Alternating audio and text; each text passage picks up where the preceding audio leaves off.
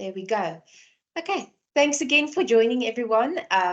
If you don't know me, my name's Alicia. I'm from Quantum Wealth Management. We're the fund's approved financial advisors and the consultants. And today's presentation, in my part, I'm going to focus on new legislation that's coming in the 1st of March next year. Then we'll give an opportunity for questions, and then Bertus is going to follow with a much more interesting presentation to help you with your retirement goals and how to get there.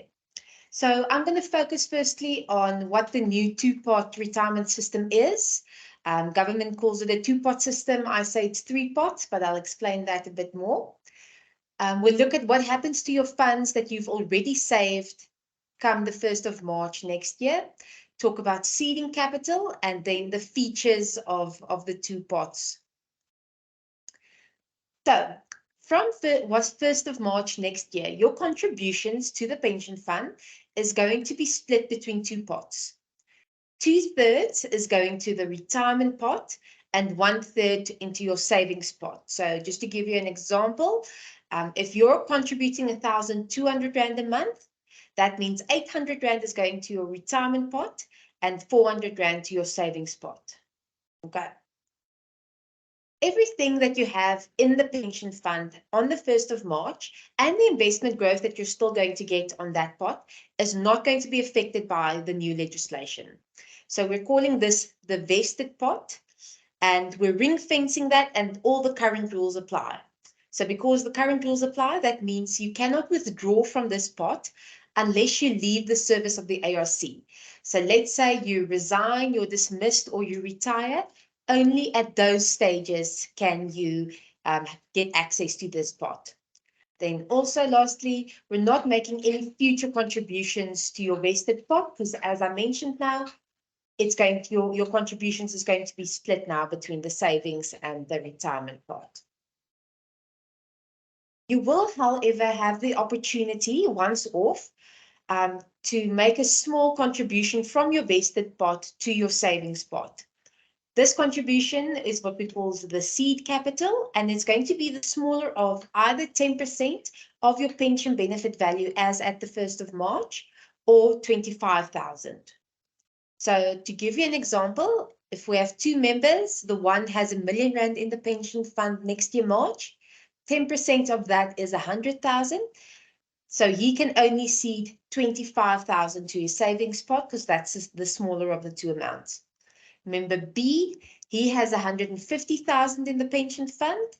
10% of that is 15,000, so he can seed the 15,000 to his savings pot. Okay, so what is the new savings pot? The savings pot is a portion of your pension fund which you will have access to once a tax year if you need to, if the savings pot has at least 2,000 Rand within it. So that's just to lessen the administrative burden on the administrator. So you can withdraw anything, any amount, any percentage from your savings pot, but it needs to be at least more than 2,000 Rand. If you make a withdrawal from your savings pot before retirement, you're going to be taxed at your marginal income tax rate, so either between 18 and 45%. So let's say you want to make a withdrawal, you send in an application for withdrawal to the administrator. They first have to apply for a tax directive from SARS. SARS will say, for example, Alicia's marginal tax rate last year was 26%. And the administrator will deduct the 26% tax and then pay over the net value into my bank account. If you're smart and you wait until at retirement or after retirement, then the withdrawal from the savings pot is taxed according to your retirement lump sum tax table. So that's the one that most people know. It used to be the first 500,000 tax-free. This year, the Minister of Finance gave us a bit of leeway, and it's now the first 550,000, which is tax-free. The rest of this tax table is also a lot more lenient and more tax efficient than the marginal income tax rates, because the The lump sum tax table goes up to 36%, where your marginal income tax rate is up to 45%. So it's definitely more tax efficient and definitely wiser. I'll show you some examples later on. To not make withdrawals from your savings pot unless you absolutely need to. The last pot that's coming in is the retirement pot. And you will not have access to this pot until you reach retirement. So I want to say, as the Englishman says, come hell or high water, no matter what, even if you resign from the ARC, you cannot get access to your retirement pot. You will, however, be able to transfer this pot, so either to your new employer's fund or to a preservation fund, whatever the case may be, but you cannot get cash from this pot. You cannot even get cash from this pot when you retire. You can only get an annuity income from the retirement pot. So let's say you made a lot of withdrawals from your savings pot over the years. Come retirement, if you no longer have that big an accumulated capital amount in your savings pot, you won't be able to take more from your retirement pot. That can only be used to get yourself a monthly annuity. Okay, so I've taken a couple of scenarios just to show you what this legislation is actually doing. Bertus and myself is really of the opinion that this legislation is to help members and actually protect them from themselves, even though you now have access to your funds, which you didn't have previously. The big difference comes in when you resign. So as many of you might know, at the moment when you resign, you can take your full pension fund as a withdrawal, and then you need to start saving again from scratch. So first scenario, John, he's 65. Well, he's turning 65 in February. So the new legislation is not going to affect him. He's going to retire at the end of February, and he'll only have the one pot, his vested pot. But during John's working life, he made 5 full withdrawals from his pension fund. So every time he left work or he left an employer, he took all his pension fund in cash. And we all know he didn't save those funds. He bought a car, he went on a nice holiday, he paid off a couple of credit cards.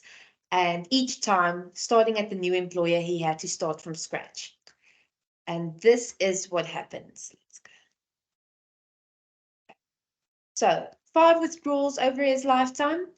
In total, he made withdrawals of 1.3 million rand.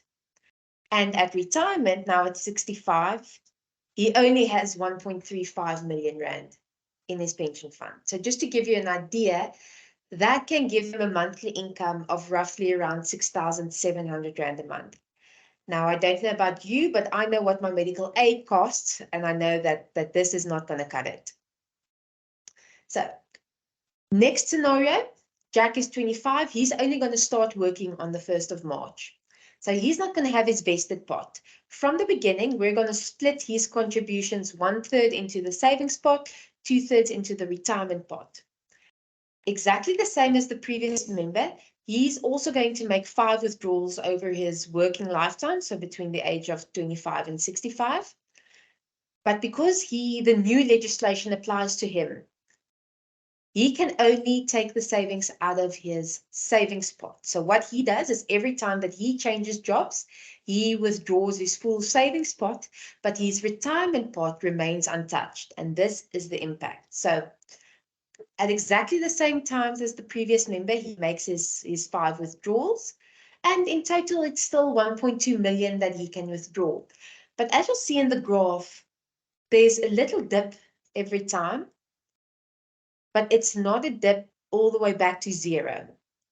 So that means at the date of retirement, he now has 4.6 million. And to give you an idea, that is an income of around 23,000 Rand per month. So that's a lot more doable than our previous member. My last scenario, this is Sam. She's going to retire at the age of 65. She's 40 at the moment. So she's going to have the 3 pots, her vested, her savings, and her retirement pot at the date of retirement. Now, although she also changed jobs 5 times, She was actually clever. She never made any withdrawals and she preserved her capital every time. So in total, Sam has accumulated just over 10 million Rand, making the same contributions, getting the same growth as the previous two members. The only difference is she never made any withdrawal. And she can get a monthly income of just over 50,000 Rand per month. So to give you an idea, so just putting it all on one scale, John, our first member, who's only affected by the old legislation, he has 3.2 million Rand less than Jack. And Sam, just by preserving her capital all the way, she has 5.5 million more than Jack. Now, if you can't remember anything else today, I want you to please remember this slide. Just because you can do something doesn't mean you should. So, yes, you now have access to your savings pot once a tax year, but please, this is not your annual bonus or December holiday fund. Please don't treat it as such. Really use it in the case of emergencies. And we get it. We know that the reason why this legislation came in, I mean, we all went through the COVID period. Luckily, the ARC wasn't affected that badly, but we all had friends and family who didn't receive an income for a while and or lost their jobs or whatever the case may be. So in those instances, you do need access to an emergency fund. But as I said, just because you can doesn't mean you should. Use it as a true emergency fund and only if it's absolutely necessary, make these withdrawals. Okay, so that's my story. I'm quickly going to stop sharing my screen so I can see the Teams meeting. Okay, are there any questions? Please feel free, raise your hand, and then just unmute yourself so that we can go through any questions you might have. Yes, George? Yeah, thank you very much. I have just two quick questions. Yes. I want you to, if you would please, clarify the wisdom of seeding and not seeding from your current saving. That's the first question. The second question is, previously people would use their retirement fund for paying off mortgages and so forth. What does the new legislation say about that? Thank you. Okay, so George, so with regards to the seeding capital, that either the maximum 25,000 or 10%, whichever is the smallest, we're not sure yet if that is going to happen automatically or if you will have to apply to the administrator. So we haven't received clarity on that yet. I'm hoping that it's going to happen automatically. So it won't have an effect on your growth or anything. All the pots are going to be invested exactly the same. So by seeding the capital from your vested pot to your savings pot, it's just, I want to say in brackets, to give you a head start so that should you need funds, there is a little bit available and you don't start from zero in your savings pot. As I said, I'm hoping it's going to happen automatically because I mean, just in the ARC pension fund, there's over 1,200 members. So having to do all of that manually will really be a big burden on the administrator. Luckily, on the other side, that's their problem. So once we get clarity on if the seeding capital is going to happen automatically or if you will have to apply for that, we will definitely communicate that to members going forward. So yeah, so that's with regards to seeding it. As I said, it doesn't make a difference in which pot the funds are. They're going to be invested exactly the same, which means the growth is exactly the same. So you're not being penalized or anything like that by moving seeding capital from your vested pot to your savings pot. The only thing is then, do you make a withdrawal or not? Obviously, if you don't make a withdrawal from your savings pot, then absolutely nothing changes. If you, for some reason, need to make a withdrawal, then obviously there are tax implications and that will impact your retirement value at the date of retirement. Then with regards to paying off a mortgage and so on, so I take it you mean when you resign from the employer. So if you resign, your vested pot, so everything that you have in the vested pot up until the 1st of March, plus the growth thereon, that can still be accessed when you resign or you're dismissed. So with the withdrawal, there's still the same rules apply. So you have access to your full pension pot at those stages. And at the same time, you can then also withdraw everything that is in your savings pot. The only difference is going to come in is that with your retirement pot, you're not going to be able to withdraw that. So you won't be able to use that to pay off a mortgage. So for younger members who only start, let's say, start working now and close to the 1st of March next year, the amount that they can withdraw is going to be significantly less. But for current members, it's not going to have that big an impact because the vested pot still has all the current pension fund rules that apply to it. Does that answer your question? Yes, thank you. Perfect. Anybody else?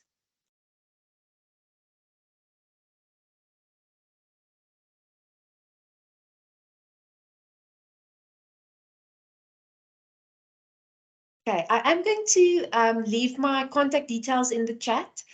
So if you'd like to send us an email, give me a call, whatever the case may be, to discuss your personal situation.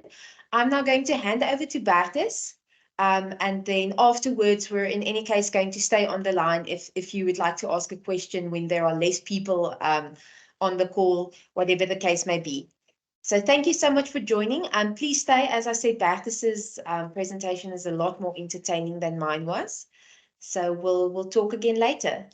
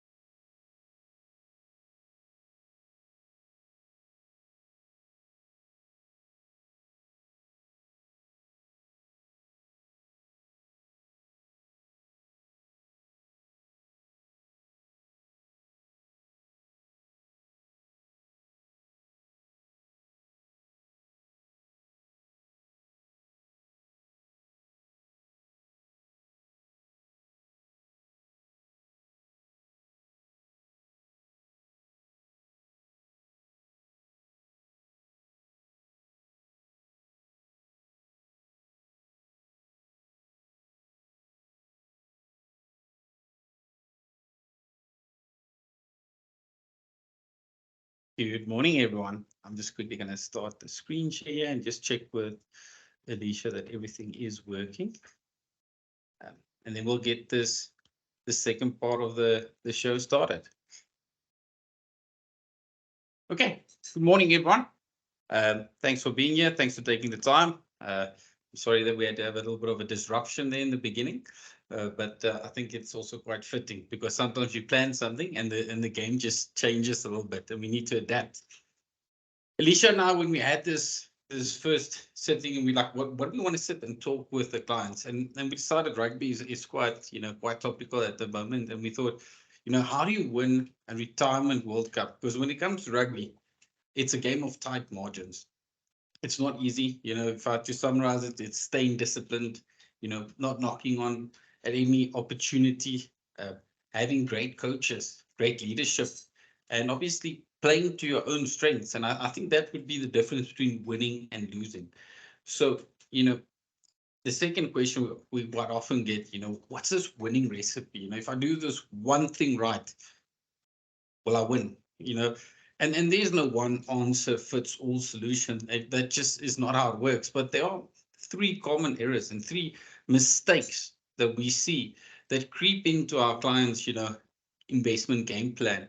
And for that reason, it's almost automatic loss, because they just, they are doing something right, but these mistakes can have massive consequences.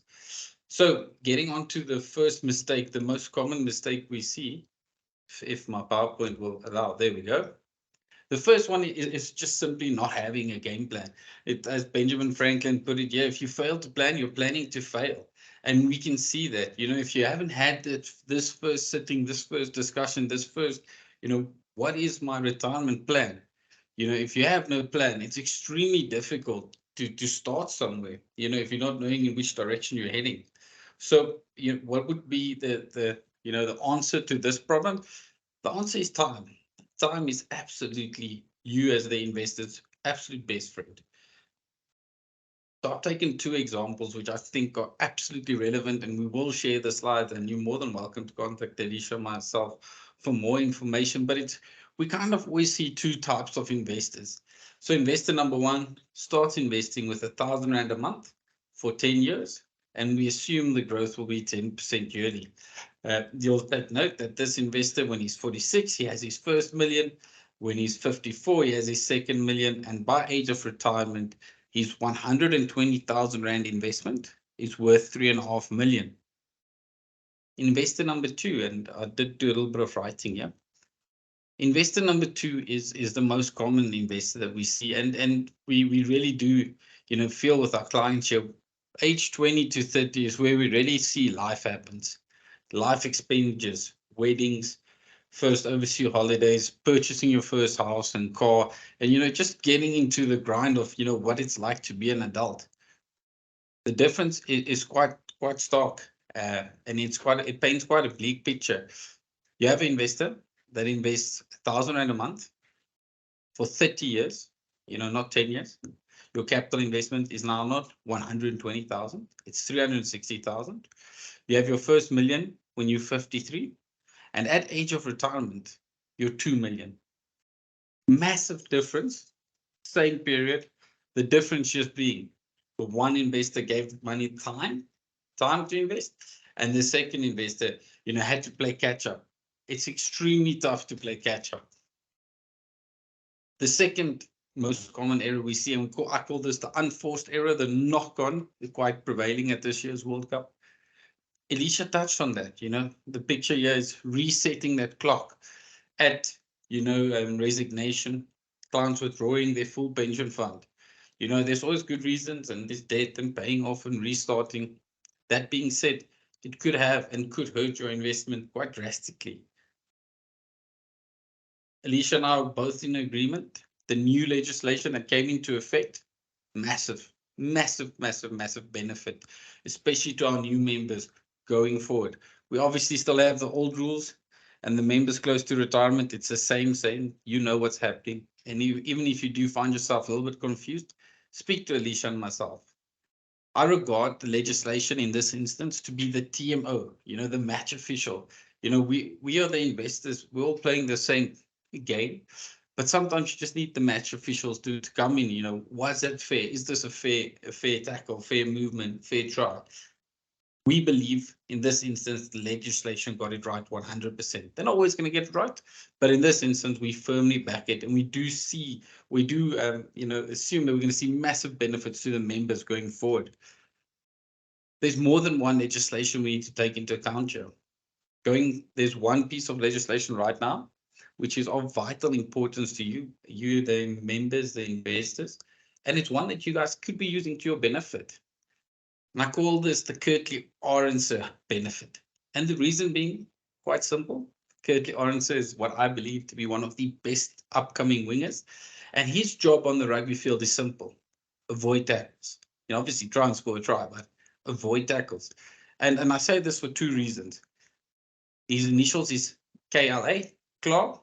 And when it comes to SARS and tax, SARS is Clark gepraat. They really do go for the members who are bending the rules a bit. So when we're talking now, we're talking tax avoidance. It's a legal way of reducing your tax liability.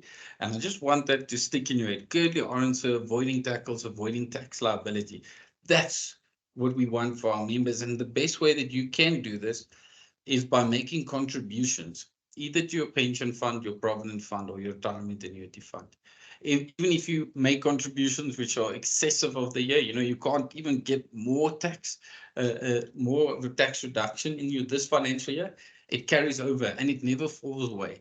So if you take this rule into account with the first rule, and you give yourself time and you invest as much as possible now for as long as possible, massive benefit. The third rule, I call this the scaredy cat rule. You got to risk it for the biscuit. And in rugby, this would be the difference between going for the 3-pointers and, with Andre Pollard, that now seems like it's no longer any risk involved whatsoever, or going for the 7-pointer and kicking out to the touchline where there's so much that could go wrong. And what I have here is just, and you'll see the next graph that I'm going to open up here.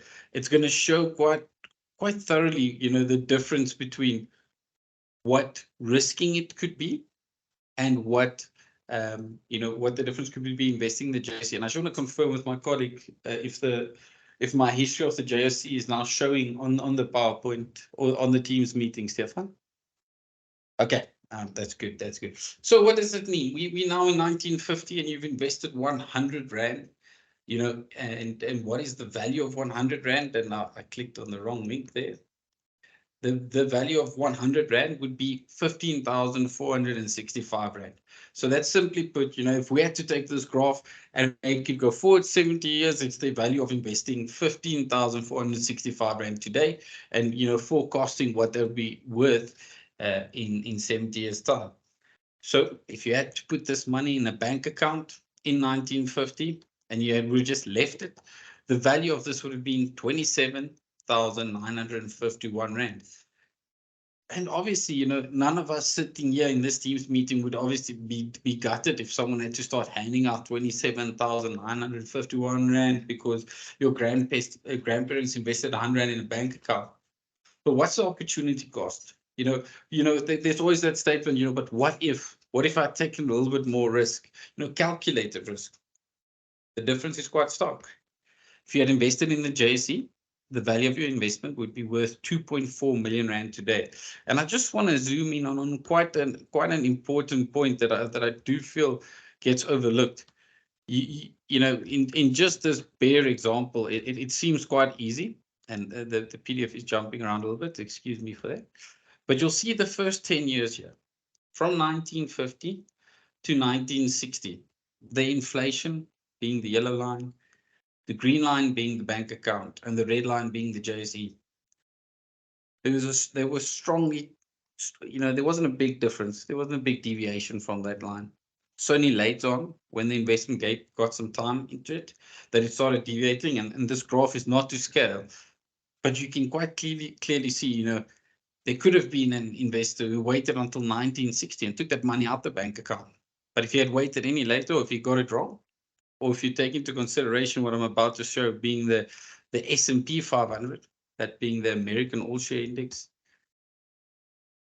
stark difference. You would have had 4.2 million, but that first 10 years, there was a massive leap. Now, you'll also take into account the red line and the blue line continuously intersect each other and change. And there's always going to be periods in our history where the Joburg Stock Exchange outperforms all of the other markets. But there will be periods like now where the S&P 500 is outperforming our market. That is the difference between taking a calculated risk and between investing in the Joburg Stock Exchange. But now I've put it to you like this, and it's 70 years, and it seems quite an easy, why doesn't everyone just do this, Patris? It's such an easy concept. Now we start adding the noise. We've got 1, 2, 3, 4, 5 market crashes. That 6 if you have to add in the small one there. We start adding global history, global finance, and South Africa history. And even now, if you read the news this weekend, we've got massive conflict in the East. All of this, you can hardly see the red line and the blue line anymore. because all of this noise and all of this confusion, and if you don't have the right strategy that plays to your benefits, if you haven't, started with your time and, what is my game plan? And if you don't have leadership and advice, giving you that red light, green light, like we have with Rassie, always giving us that guidance of where we need to go.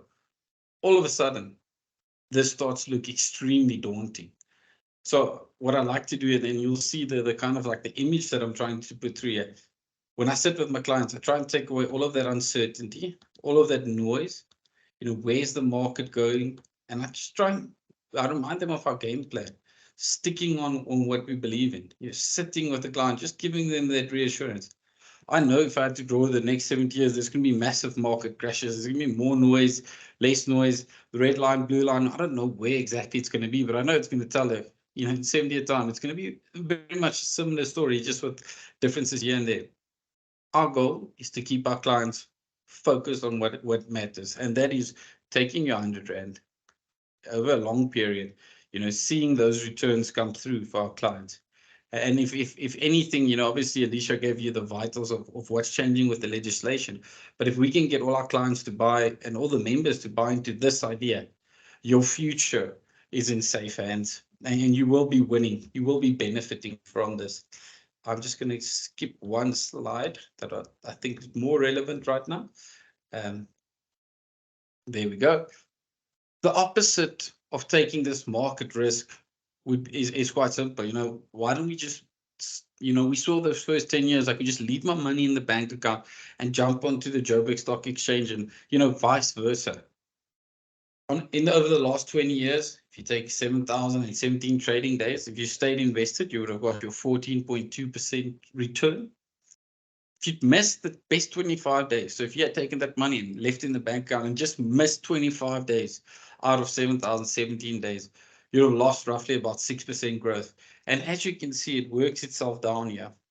It's quite an aggressive loss. 50 days, you would have lost almost 10%. 75 days, almost 13%. And if you missed the 100 best days out of 7,017 days, you'd have had a negative return on your investment. And that would be not investment savvy. I'm going to go back one slide here quickly.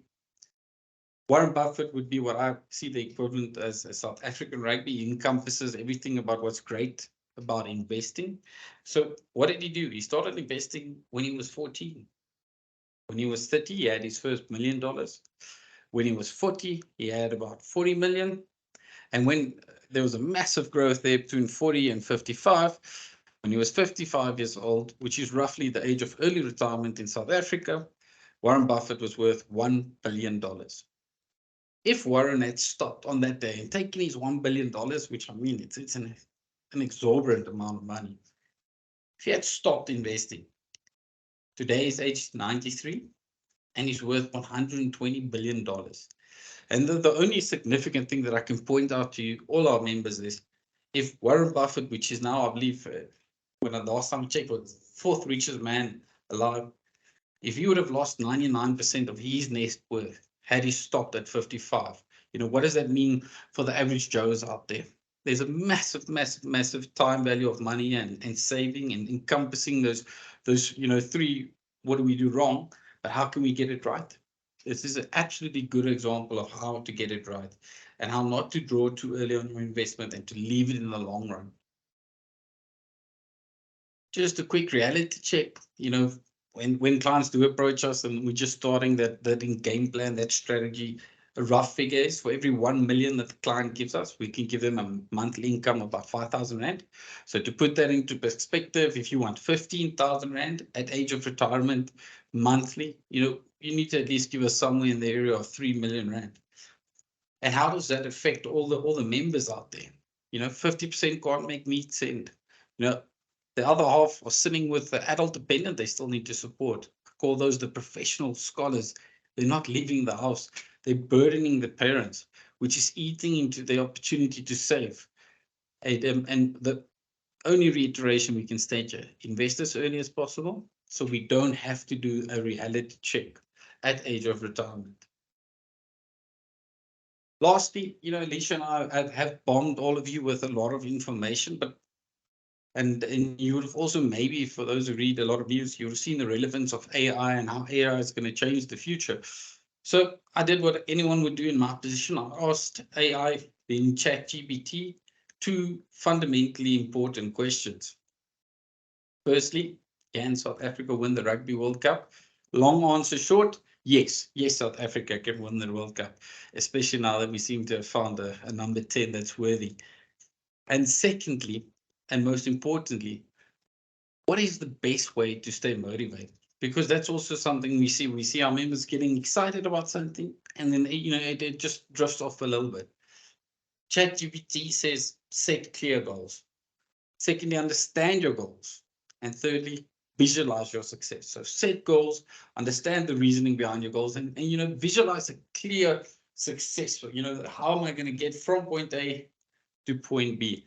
And we're here to help you. And just to summarize what we can offer you as the members, we help you.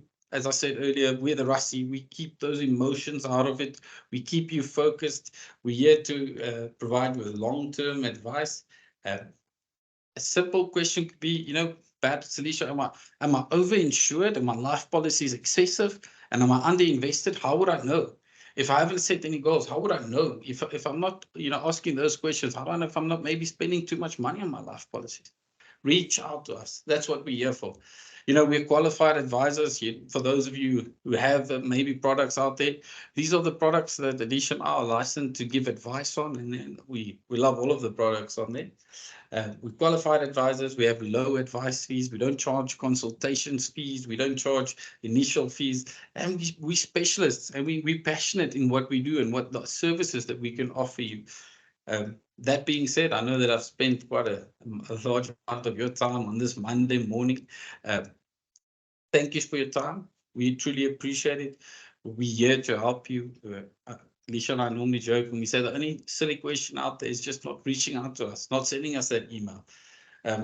We understand that there might be, jargon in this area which does confuse the members, and we're still also on our side compiling a frequently asked questions, just to try and assist members to better understand their retirement products and structure, and to better assist them to plan accordingly. I will open up the meeting to Teams now. If there are any questions, if there are any uncertainties, we are going to keep it open for a little bit. We know as members do leave, we do see a little bit more questions cropping up just because people are nervous and maybe feel a bit nervous to open. But thank you for your time. Thank you, especially since it's a Monday morning. We truly appreciate your time, and we're here to give you the advice and assistance that we want to give you. And just reach out to us. So thank you, everyone. Thank you for all of those involved in making sure the meeting happened. And we will stay here and just check for any few questions that might pop up. Thank you, Bertus and Alicia.